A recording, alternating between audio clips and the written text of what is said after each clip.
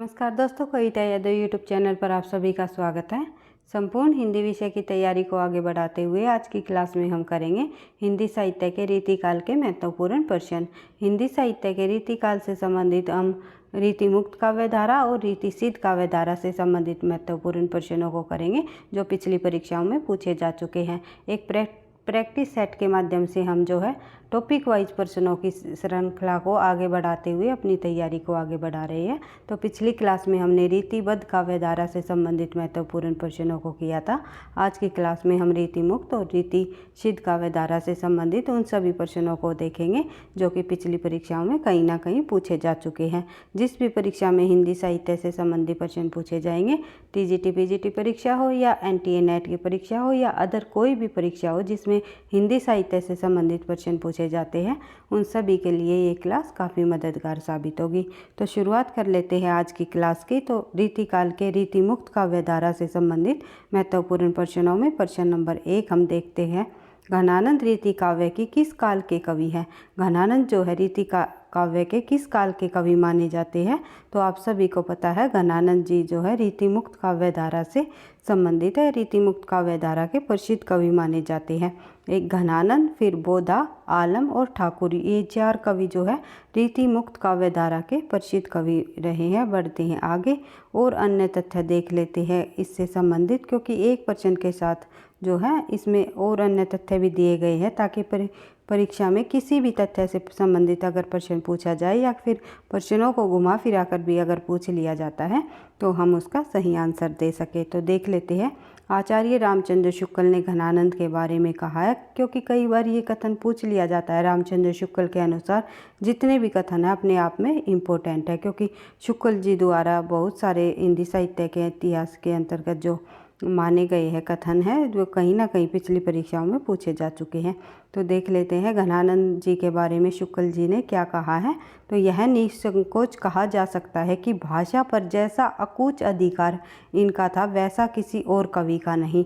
उन्होंने कहा है कि भाषा पर जो है इनका एक ज़बरदस्त अधिकार रहा है, एक अचूक अधिकार रहा है। ऐसा अधिकार जो है उन्हें किसी और अन्य कवि में देखने को नहीं मिला। जो रामचंद्र शुक्ल ने घनानंद जी के बारे में कहा है, भाषा मानो इनके हृदय के साथ जुड़कर ऐसी यशवर्तनी हो गई थी कि ये उसे अपनी अनूठी भावभंगी के साथ साथ जिस रूप में चाहते थे उस रूप में मोड़ सकते थे। और उनके हृदय का योग पाकर भाषा को नूतन गतिविधि का अभ्यास हुआ और वह पहले भी कहीं अधिक बलवती दिखाई पड़ी। यह आवश्यक होती है कि तब ये उसे बंधी प्रणाली पर से हटाकर अपनी नई प्रणाली पर ले जाते थे। भाषा की पूर्व अर्जित शक्ति से ही काम चलाकर उन्होंने उसे अपनी ओर से नई शक्ति प्रदान की है। आचार्य रामचंद्र शुक्ल ने घनानंद जी के बारे में उनकी भाषा के बारे में ये जो है बात कही है। घनानंद जी इन विरले कवियों में है जो भाषा की व्यंजना बढ़ाते हैं। तो भाषा की व्यंजना बढ़ाने वाले विरले कवियों मतलब कोई एक आध कवि ऐसा रहा है जिन्होंने भाषा की व्यंजना को बढ़ाया है। उन्हीं कवियों में जो है घनानंद जी को मानते हैं। कौन? आचार्य रामचंद्र शुक्ल। घनानंद जी के संबंध में, घनानंद जी की भाषा के संबंध में ये पूरा का पूरा कथन आचार्य रामचंद्र शुक्ल जी ने कहा है। एक बार से आप और जो है रिवाइज कर सकते हो। बढ़ते हैं आगे। अगला प्रश्न है, देख लेते हैं प्रश्न नंबर 2। एक सेकेंड भाई। प्रश्न नंबर 2 में देखते हैं घनानंद किस वर्ग के अंतर्गत आते हैं। फिर वही प्रश्न, हमारा घनानंद जी जो है रीतिमुक्त काव्यधारा के अंतर्गत आते हैं। इनमें कौन सा कवि रीतिमुक्त काव्यधारा से संबंधित नहीं है? तो रीतिमुक्त से संबंधित कौन सा कवि नहीं है?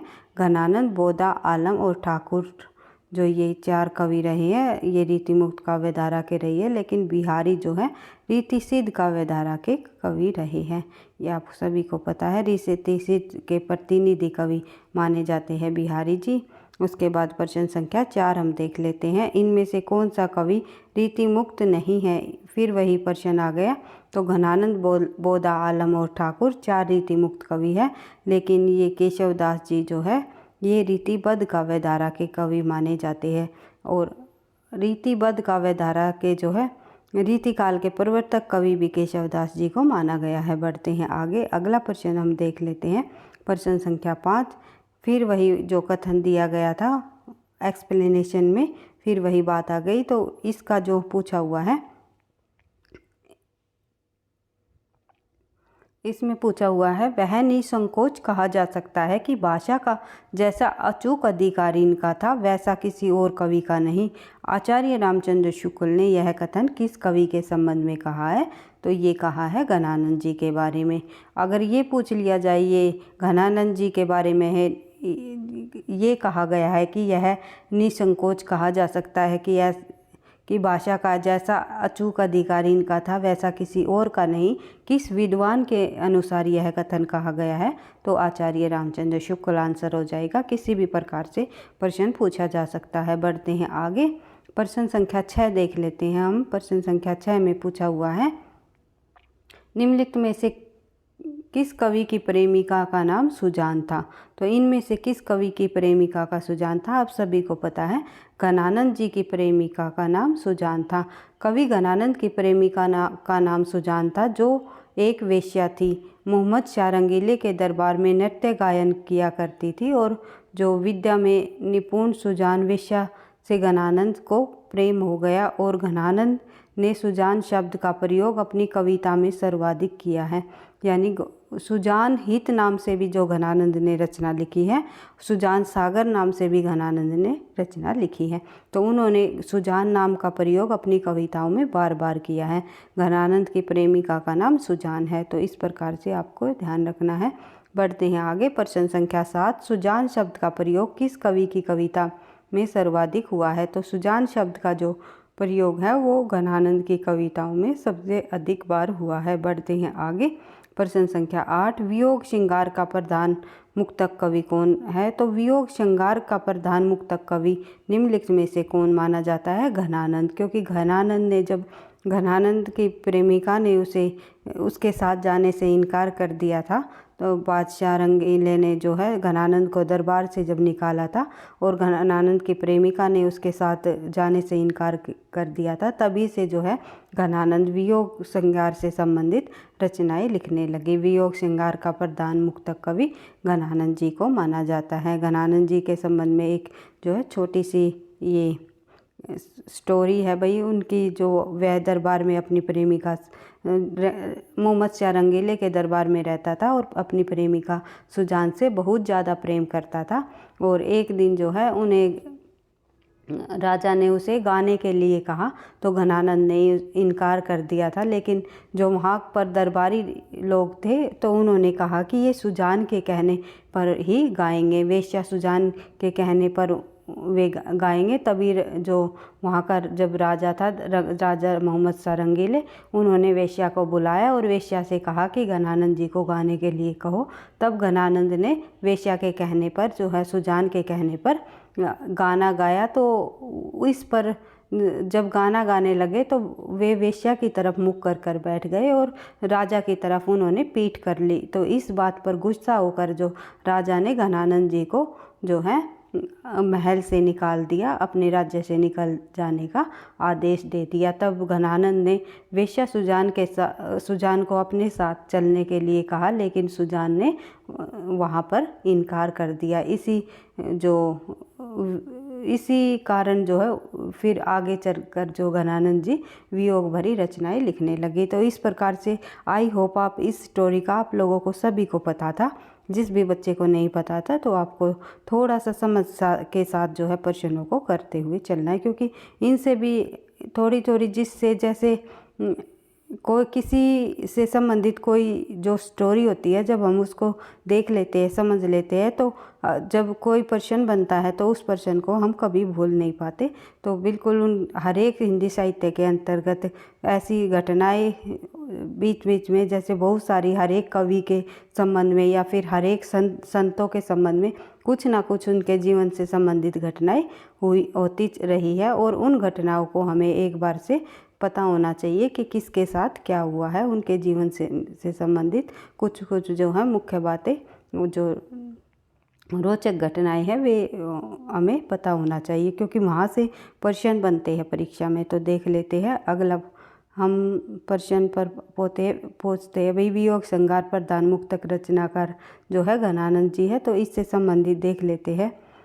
घनानंद स्वच्छंद काव्य धारा के प्रमुख कवि माने जाते हैं। इस धारा के सभी जो गुण इनकी शैली में मिल जाते हैं, प्राय जो सभी गुण इनकी शैली में हमें देखने को मिलते हैं, जो भावात्मक वक्रता, लक्षणिता, भावों की व्यक्तिकता, रहस्यात्मकता, मार्मिकता, स्वच्छंदता इत्यादि उन्होंने अपनी रचनाओं में वियोग व्याख्या के सैकड़ों अंतर्दशाओं की मार्मिक चित्र खींचे हैं, जो सीधे हृदय को छूते हैं। वियोग श्रृंगार से प्रिय के रहने पर प्रेमी का भावमगन हो जाना स्वाभाविक है, मगर घनानंद संयोग में भी भावमगन है।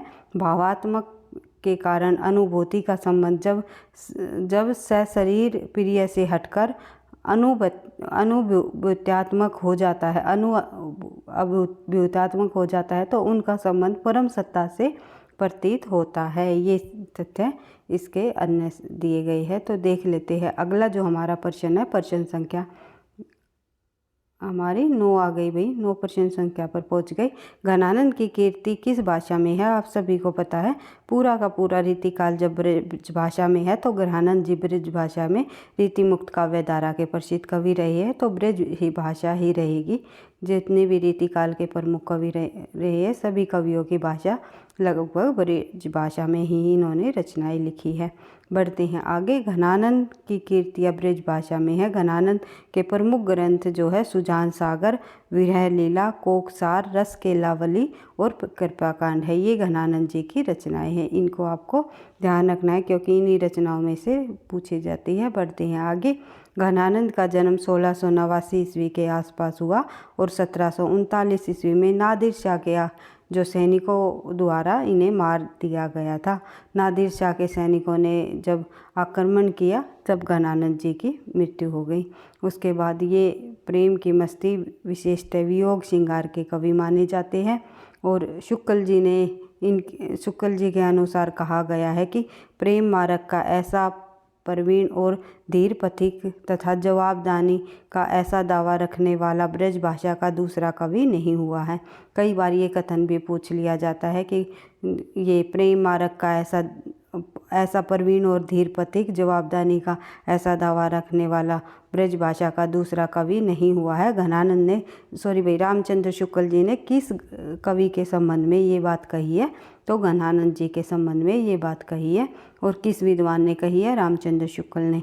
तो भाषा पर अचूक अधिकार और प्रेम मारक का ऐसा धीर और प्रवीण, जो पथिक मारक का जवाबदेही का ऐसा दावा रखने वाला ब्रज भाषा का दूसरा कवि नहीं हुआ है। ये दोनों कथन परीक्षाओं में कई बार पूछे जा चुके हैं, अलग अलग परीक्षाओं में पूछे हुए हैं। तो इन दोनों कथनों को, ये दोनों कथन जो है आचार्य रामचंद्र शुक्ल जी के अनुसार घनानंद जी के संबंध में कहे गए हैं। तो इनको आपको ध्यान रखना है। बढ़ते हैं आगे। उसके बाद एक आचार्य रामचंद्र शुक्ल जी के अनुसार हम देख लेते हैं कि उन्हें लक्षण, मूर्तिमत्ता और प्रयोग वैचित्र्य का ऐसा कवि कहा है कि कवि उनके 250 वर्ष का छायावाद काल में प्रकट हुआ है। जैसे कवि उनके 250 वर्ष बाद छायावाद काल में प्रकट हुए हैं। ये बात भी जो है आचार्य रामचंद्र शुक्ल जी द्वारा ही कही गई। एक सेकंड भाई। अगला प्रश्न हम देख लेते हैं। प्रश्न संख्या 10। सुजान सागर के लेखक कौन है? अभी मैंने बताया घनानंद जी जो है सुजान सागर के लेखक है। सुजान हित और सुजान सागर नामक रचना घनानंद जी की है। और सुजान नाम की जो प्रेमिका से, सुजान नामक जो वेश्या रही है दरबार में, उससे वे प्रेम भी करते थे। बढ़ते हैं आगे। अगला जो प्रश्न है हमारा प्रश्न संख्या 11। लोग है लगी कवित बनावत, मोहे तो मेरे कवित बनावत। यह पंक्ति के रचयिता कौन है? इस पंक्ति के रचयिता जो है घनानंद जी के है। तो इस पंक्ति के अनुसार उन्होंने कहा है, लोग कहते हैं कि कविताएं लोगों द्वारा बनाई जाती है, मतलब लेखक कविताएं बनाते हैं, लेकिन मोहे तो मेरे कवित बनावत, लेकिन मेरी कविताओं ने ही मुझे बनाया है, ये कहा है घनानंद ने। तो तो काव्य पंक्ति के रचयिता घनानंद है। इनके माध्यम से घनानंद अपनी पहचान अलग बताते हैं। वे कहते हैं कि मेरी कविताओं द्वारा ही मेरी पहचान बनी हुई है। तो बढ़ते हैं आगे। अगला प्रश्न हमारा प्रश्न संख्या 12। लोग है लगे कवित बनावत, मोहे तो मेरे कवित बनावत। पंक्ति के रचयिता घनानंद जी है। अभी पढ़ा है हमने। तो देख लेते हैं प्रश्न संख्या 13 प्रश्न संख्या भी वही पंक्ति पूछी हुई है, किस कवि की है। 14 प्रश्न संख्या हम देख लेते हैं। अति सुदो स्नेह को मार्ग, जहाँ नेकु शनाप बाका नहीं। ये पंक्ति किसकी है? तो ये पंक्ति जो है घनानंद जी की है। कई पुस्तकों में आपको ये पंक्ति जो है बोधा की भी आपको मिलेगी। एक सेकेंड, लेकिन ये पंक्ति घनानंद की है। अगर घनानंद ऑप्शन में नहीं है तो आप बोधा लगा सकते हो, अन्यथा घनानंद जी की ही पंक्ति है, क्योंकि DSSB के अंतर्गत ये परीक्षा में पूछा गया था प्रश्न, तो उसमें घनानंद जी को ही आंसर माना हुआ है। बढ़ते हैं आगे। अगला प्रश्न है प्रश्न संख्या 15। देख लेते हैं। सीखी लेनी मीन भृंग खंजन कमल नैन, सीखी लेनी जस ओ प्रताप को कहानी है। यह पंक्ति जो है किस लेखक की है? तो ये पंक्ति ठाकुर जी की है, जो कि रीतिमुक्त काव्यधारा के कवि माने जाते हैं। बढ़ते हैं आगे। रीतिमुक्त काव्यधारा के कवि ठाकुर ने कवि कर्म पर व्यंग्य कसते हुए यह पंक्ति लिखी है। कवित रत्नाकर के रचयिता कौन है? तो कवित रत्नाकर के रचयिता निम्नलिखित में से सेनापति है। सेनापति ने लिखा है कवित रत्नाकर। इससे संबंधित भी कुछ अन्य तथ्य देख लेते हैं। कवित रत्नाकर के रचनाकार सेनापति है। अभी तक इनकी यही कीर्ति प्राप्त हुई। कुछ इतिहासकारों ने इनकी दूसरी कीर्ति काव्य कल्पद्रुम भी मानी है, पर यह उपलब्ध नहीं है। पर कुछ दोनों को एक ही ग्रंथ मानते हैं। कुछ लोग जो है दोनों को ही एक ग्रंथ मानते हैं, काव्य कल्पद्रुम और कवित रत्नाकर। ये जो कीर्तियां हैं, ये रचनाएं हैं, ये सेनापति जी की हैं। कवित रत्नाकर के अंतर्गत सेनापति ने शैलेश अलंकार, श्रृंगार, षष्ठ ऋतु, रामायण और राम रसायन का वर्णन किया है। कवित रत्नाकर में 5 तरंगे और 394 छंद पाए जाते हैं। बढ़ते हैं आगे। उसके बाद देख लेते हैं अगला जो हमारा प्रश्न है प्रश्न संख्या 17। देख लेते हैं। कवित रत्नाकर किस भाषा में रचित रचना है? तो कवित रत्नाकर की भाषा जो है ब्रज भाषा है, आप सभी को पता है। कवित रत्नाकर की रचना 1706 ईस्वी में सेनापति द्वारा ब्रज भाषा में की गई। इसमें श्रृंगार, ऋतु वर्णन, श्लेष आदि के वर्णन के साथ साथ सेनापति के भक्ति संबंधी उद्गार संकलित है। और इनका दूसरा ग्रंथ काव्य कल्पद्रुम भी ब्रज भाषा में है। ये थोड़ा टाइपिंग मिस्टेक है भाई, ये भी है। ये जो ये दूसरी रचना है वो भी ब्रज भाषा में है। ये राम शक्ति परंपरा के कवि है। ये श्लेष प्रेमी एवं इनकी कविता धनाक्षरियों में है। बढ़ते हैं आगे। अगला प्रश्न हम देख लेते हैं। सुजान चरित्र के रचनाकार कौन है? तो सुजान चरित्र के रचनाकार माने जाते हैं सूदन कवि। सुजान चरित्र के रचनाकार सूदन कवि है। तो सूदन कवि द्वारा रचित रसप्रदान एक ऐतिहासिक रचना है। ये रसप्रदान रचना रही है सुजान चरित्र, जिसमें भरतपुर के महाराज बदन सिंह के पुत्र सुजान सिंह यानी कि उपनाम है इनका सूरजमल के युद्धों का लंबा वर्णन देखने को मिलता है। यहाँ पर सुजान नामक जो है एक राजा के पुत्र की वीरता का वर्णन उसमें दिया गया है कि सुजान नामक एक राजा का पुत्र का नाम है, ना कि घनानंद किसी प्रेमिका का नाम, जैसे कि घनानंद जी की प्रेमिका का नाम रहा है सुजान। लेकिन जो ये सूदन जी की जो रचना है सुजान चरित्र, इसमें राजा के पुत्र का नाम रहा है। बढ़ते हैं आगे। अगला प्रश्न हमारा प्रश्न संख्या 19। निम्नलिखित में से किस कवि ने सतसई की रचना नहीं की? तो निम्नलिखित में से किस कवि ने सतसई की रचना नहीं की है? तो बिहारी ने भी सतसई की रचना की है, मतीराम ने भी की है और वीरेंद्र कवि ने भी की है। इन तीनों कवियों ने सतसई की रचना की है, लेकिन सेनापति ने नहीं की। सही आंसर हो जाएगा हमारा बी। सेनापति ने सतसई की रचना नहीं की। इनकी एक कीर्ति कवित रत्नाकर प्राप्त हुई और एक अन्य कीर्ति भी हमने देखी थी काव्य कल्पद्रुम, लेकिन कुछ लोगों ने उसे जो है कवित रत्नाकर का ही दूसरा नाम बताया है। तो प्रमाणिक रूप से जो है ये कीर्तियाँ नहीं मिल पाई, तो इनका कोई प्रमाण नहीं मिला, इसलिए सेनापति की एक ही कीर्ति मानी जाती है कवित रत्नाकर। उसके बाद देख लेते हैं अन्य तथ्य। मतीराम द्वारा रचित फूल मंजरी 1619 ईस्वी में, लक्षण श्रृंगार, साहित्यसार, रसराज 1633 से लेकर 43 तक। देख लेते हैं मतीराम से संबंधित मुख्य महत्वपूर्ण ग्रंथ।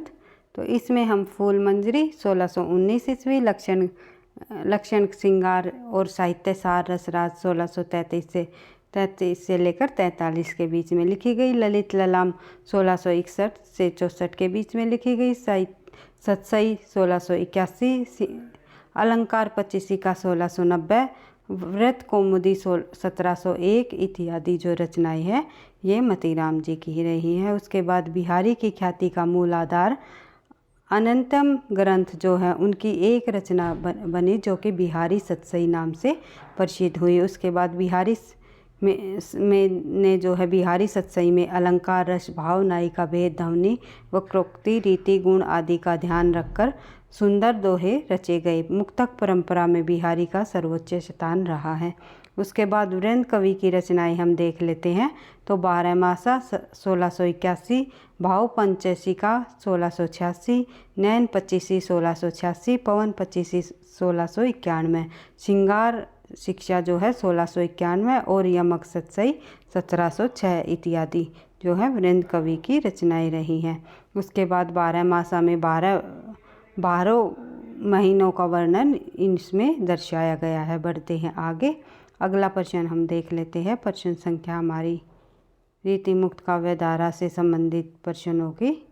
तो प्रश्न संख्या 20 देख लेते हैं। मतीराम द्वारा रचित ग्रंथ कौन सा है? तो मतीराम द्वारा रचित ग्रंथ जो है निम्नलिखित में से ललित ललाम है, जो कि ये एक अलंकार संबंधी ग्रंथ है। इस ग्रंथ को आपको देखने से ही पता चल रहा होगा कि ललित ललाम बार बार ल शब्द की आवृत्ति बार बार हो रही है। तो यहाँ पर हमें अनुप्रास अलंकार देखने को मिला। तो इससे आप याद रख सकते हो कि ललित ललाम जो है एक अलंकार संबंधी ग्रंथ है, क्योंकि कई बार परीक्षाओं में पूछा जाता है कि मतीराम का जो ललित ललाम ग्रंथ है वो किस प्रकार का ग्रंथ है। बढ़ते हैं आगे। अगला जो प्रश्न हमारा, सॉरी भाई इसका हमने नहीं ठीक वो कर लिया भाई, ख़त्म हो गई ये रीति मुक्त काव्य धारा से संबंधित प्रश्न जो है। अब आ गए हमारे रीति सिद्ध काव्य धारा से संबंधित महत्वपूर्ण प्रश्न, उनको भी हम देख लेते हैं एक एक करके। रीतिकाल के रीति सिद्ध काव्य धारा के प्रमुख कवि कौन माने जाते हैं? तो रीतिकाल के रीति सिद्ध काव्य धारा के प्रमुख कवियों में शामिल है बिहारी, जो कि रीति सिद्ध धारा के प्रतिनिधि कवियों में शामिल है।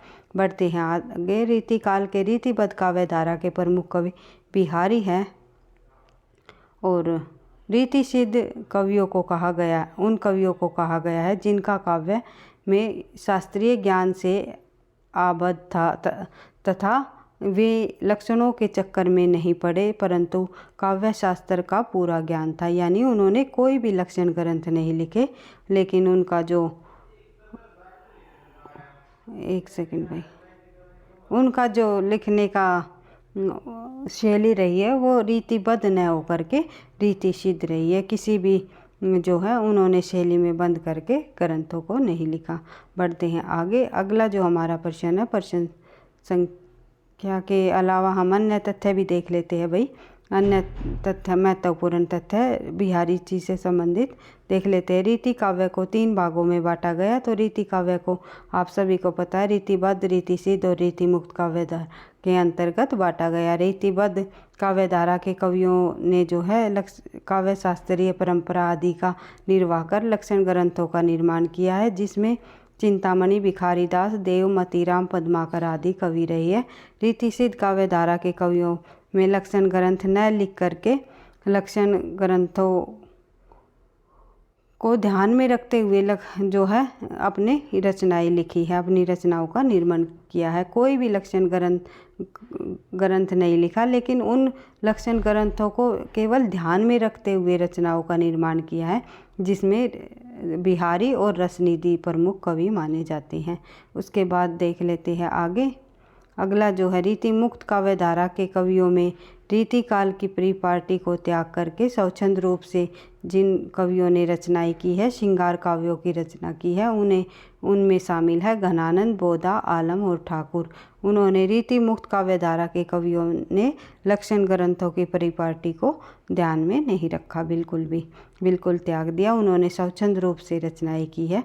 कई बार पूछा जाता है स्वच्छंद रूप से रचनाएं करने वाले रीति काल के अंतर्गत किस धारा के अंतर्गत कवि आते हैं, तो वे आते हैं रीति मुक्त काव्य धारा के अंतर्गत। रीति सिद्ध काव्य धारा में कवियों ने लक्षण ग्रंथों को तो आधार नहीं बनाया, लेकिन लक्षण ग्रंथों को ध्यान में रखते हुए जो है अपनी रचनाएं की है। उसके बाद और जो रीतिबद्ध काव्य धारा के कवि रहे हैं, उन्होंने लक्षण ग्रंथों को आधार मान करके रचनाएं की है। लक्षण ग्रंथ क्या है, ये रही है संस्कृत आचार्यों द्वारा लिखे गई जो रचनाएं हैं, उन्हीं को आधार मान करके, जैसे रस के आधार पर, अलंकार के आधार पर, रीति के आधार पर, इस प्रकार जो रचनाएं की उन्हीं को आधार मान करके रीति काल के कवियों ने, रीतिबद्ध काव्य धारा के कवियों ने अपनी रचनाएं की।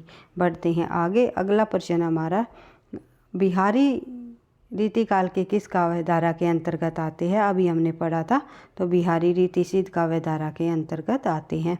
बढ़ते हैं आगे। प्रश्न संख्या हमारी 3 देख लेते हैं। निम्नलिखित में से कौन सा कवि रीतिबद्ध काव्य परंपरा में है? तो रीतिबद्ध काव्य परंपरा में शामिल है इनमें से कौन सा कवि?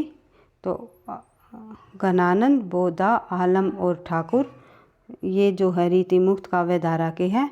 मतीराम रीतिबद्ध काव्य धारा के है और बिहारी जो है रीति सिद्ध काव्य धारा के कवियों में शामिल है। तो सही आंसर हो जाएगा हमारा मतीराम हमारे रीतिबद्ध काव्य धारा के अंतर्गत आते हैं। प्रश्न में रीतिबद्ध काव्य परंपरा से संबंधित कवि पूछा हुआ है। बढ़ते हैं आगे। अगला प्रश्न है, बिहारी किस धारा के कवि है? तो बिहारी रीति सिद्ध धारा के कवि है। निम्नलिखित में से एक कवि ने लक्षण ग्रंथों की रचना नहीं की। इनमें से किस कवि ने लक्षण ग्रंथों की रचना नहीं की? तो वे कवि रहे हैं रीति सिद्ध कवि बिहारी जी, और अन्य कवि जो है ये रीतिबद्ध काव्य धारा से संबंधित है। बढ़ते हैं आगे। अगला प्रश्न हमारा, दृग उर्झत टूटत कुटुत जुरत चतुर्चित प्रीति, यह कथन जो है किस लेखक का है, किसका है? तो ये जो कथन है ये पंक्ति है बिहारी जी की। बढ़ते हैं आगे। अर्थात इस पर पंक्ति का अर्थ है, अर्थात आंखें उलझती है, परिवार टूटता है, पर चतुरों के हृदय का प्रेम जुड़ रहा है, किंतु दुर्जनों के हृदय में गांठ पड़ रही है। यह ऐसा विधान है कि पंक्तियाँ बिहारी लाल की है, यानी कि जहाँ पर जो आंखें उलझती है, परिवार टूटता है, पर जो चतुर है चतुरों के हृदय प्रेम से जुड़ रहा है, किंतु जो दुर्जनों के हृदय में गांठ पड़ रही है। तो यह कैसा विधान है, ये इस पंक्ति में बताया गया है। बढ़ते हैं आगे। अगला प्रश्न हमारा प्रश्न संख्या 7, बिहारी सतसई के दोहे कितने हैं? तो बिहारी सतसई के अंतर्गत दोहे है 719 दोहे, और अगर 700 परीक्षा में हो 713 दोहे, सॉरी भाई एक सेकंड, अगर परीक्षा में 719 ऑप्शन में नहीं दिया हुआ हो तो आप जो है 713 पर आंसर लगाओगे, क्योंकि बिहारी के जो दोहे हैं वे 713 दोहों का इनमें उल्लेख मिलता है, लेकिन कुछ दोहे और जोड़ दिए गए, उनका 719 दोहे संकलित माने जाते हैं। बढ़ते हैं आगे।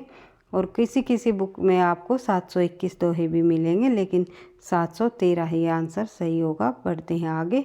अगला प्रश्न हमारे, रीतिकाल रीति सिद्ध कवि के रूप में बिहारी जी एकमात्र रचना इन्होंने की है, जिसका नाम है सतसई। बिहारी सतसई नाम से प्रसिद्ध रही है। उसके बाद इनकी इसी एकमात्र कीर्ति से हिंदी साहित्य अमर हो गए, हिंदी साहित्य में ये जो है अमर हो गए थे। अपनी एक कीर्ति के माध्यम से हिंदी साहित्य में ये अमर हो गए थे। यह मुक्तक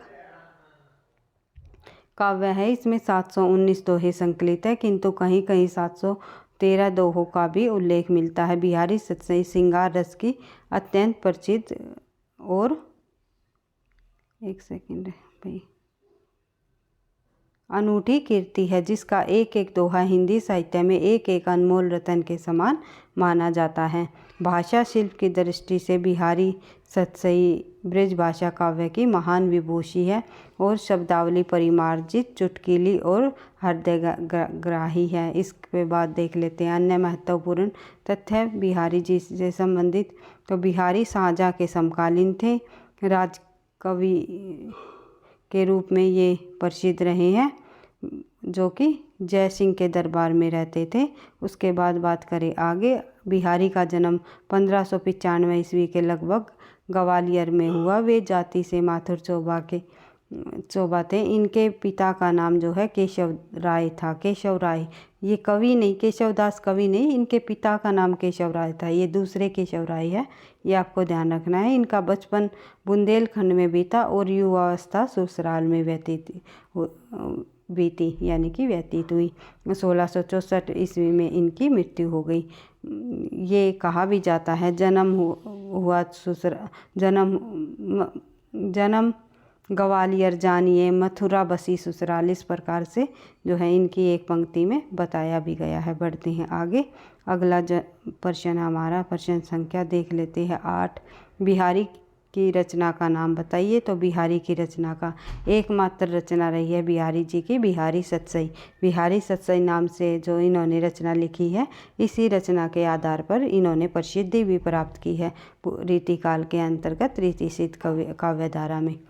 उसके बाद देख लेते हैं प्रश्न संख्या 9। बिहारी निम्नलिखित में से किस काल के कवि है। तो बिहारी निम्नलिखित में से रीतिकाल के रीतिसिद्ध काव्यधारा के प्रसिद्ध कवि रहे हैं। बिहारी सतसई किस भाषा का काव्य ग्रंथ है। तो बिहारी सतसई जो है ब्रज भाषा से संबंधित रचना रही है। बढ़ते हैं आगे, अगला उसके बाद देख लेते हैं भाई अगला प्रश्न हमारा है प्रश्न संख्या 11। अंतिम प्रश्न हमारा देख लेते हैं, फिर हमारे रीति मुक्त और रीतिसिद्ध काव्यधारा से संबंधित भी प्रश्न कंप्लीट हो जाएंगे। यानी कि पूरे के पूरे संपूर्ण रीतिकाल से संबंधित सभी प्रश्न हम कंप्लीट कर लेंगे। फिर आगे बढ़ेंगे हम आधुनिक काल की तरफ। इसी प्रकार से अन्य तथ्यों को देखते हुए महत्वपूर्ण जो पिछले सालों में आए हुए सभी प्रश्नों को करते हुए संपूर्ण हिंदी के प्रश्नों को हम करने की कोशिश करेंगे। तो देख लेते हैं रीतिकाल का रीतिसिद्ध काव्य परंपरा का आज का अंतिम प्रश्न। रीतिकाल का वह कौन सा कवि है जो अपनी एक कीर्ति से ही हिंदी साहित्य में अमर हो गए। ये कवि आपको पता ही है, बिहारी जी रहे हैं। रीतिसिद्ध काव्यधारा के अंतर्गत सतसई रचना लिखकर, जिसमें कि उन्होंने 719 दोहे लिखे हैं, लेकिन 713 दोहे का उसमें उल्लेख किया गया है। कहीं कहीं अगर ऑप्शन में 719 न दिया गया हो तो 713 आप आंसर लगा सकते हो। 719 और 713 में दोनों में से एक ऑप्शन में मिलेगा आपको। तो आपको ध्यान रखना है बिहारी सतसई में जो इतने दोहे हैं वे 713 दोहों का उल्लेख है, लेकिन जो पूरी रूप से अगर संख्या देखें तो हमें 719 दोहे देखने को मिलते हैं। इस प्रकार से बिहारी जी से संबंधित भी हमने काफ़ी सारे तथ्य देख लिए हैं और रीतिसिद्ध काव्यधारा और रीति मुक्त काव्यधारा से संबंधित लगभग सभी प्रश्नों को हमने कंप्लीट कर लिया जो पिछली परीक्षाओं में पूछे जा चुके हैं। तो और इसी प्रकार से धीरे धीरे हम अपनी तैयारी को आगे बढ़ाएंगे। फिर बढ़ेंगे आधुनिक काल की तरफ। नेक्स्ट क्लास में हम आधुनिक काल से संबंधित कुछ महत्वपूर्ण प्रश्नों को करने की कोशिश करेंगे। तो वीडियो पसंद आई तो भाई लाइक करना, दोस्तों के साथ शेयर करना, चैनल पर पहली बार हो तो सब्सक्राइब कर लेना ताकि नोटिफिकेशन आपको समय पर मिलता रहे। कोई भी किसी प्रकार का अगर कोई डाउट हो तो कमेंट बॉक्स में लिख करके आप बता सकते हो। मैं ज़रूर ध्यान दूंगी और ठीक करने की भी कोशिश करूंगी। किसी बच्चे ने कमेंट किया था मैम थोड़ी आवाज़ में प्रॉब्लम है, तो अभी आई होप अब आज की जो वीडियो होगी उसमें आपको अच्छे से आवाज़ सुनाई दे रही होगी। और अन्यथा अगर कोई भी प्रॉब्लम आ रही है तो आप फिर से कमेंट बॉक्स में लिख करके बता सकते हो। मैं फिर थोड़ा जो है ध्यान दूंगी कि कहाँ कैसी क्या प्रॉब्लम हो रही है। तो मैं पहले थोड़ा सा धीरे बोलती थी, अब थोड़ा सा तेज़ बोलने की भी कोशिश करती हूँ। वही माइक लगा हुआ है, लेकिन कई बार ऐसा होता है कि हम जितनी साउंड में बोलते हैं फ़ोन में किसी की के फ़ोन में तो पूरी जो आवाज़ तेज़ सुनाई देती है, तो कुछ फ़ोन में भी होते हैं, सब फ़ोनों की अपनी अपनी साउंड होती है। तो ऐसा होता है कि किसी किसी के फ़ोन में मंदी भी सुनाई देती, तो मैं बिल्कुल नॉर्मल से थोड़ा सा तेज़ बोलने की कोशिश करूँगी, ताकि सभी के जो फ़ोन में जो है आवाज़ साफ़ और जो है ऊंची आवाज़ में आपको सुनाई दे। जिसकी जो ज़्यादा ही ऊंची हो जाए तो वो अपनी साउंड वॉल्यूम को थोड़ा मंदी कर सकते हो, अन्यथा जो है मीडियम साउंड पर आप देख सकते हो। तो पढ़ते रहना, आगे बढ़ते रहना। थैंक यू, धन्यवाद।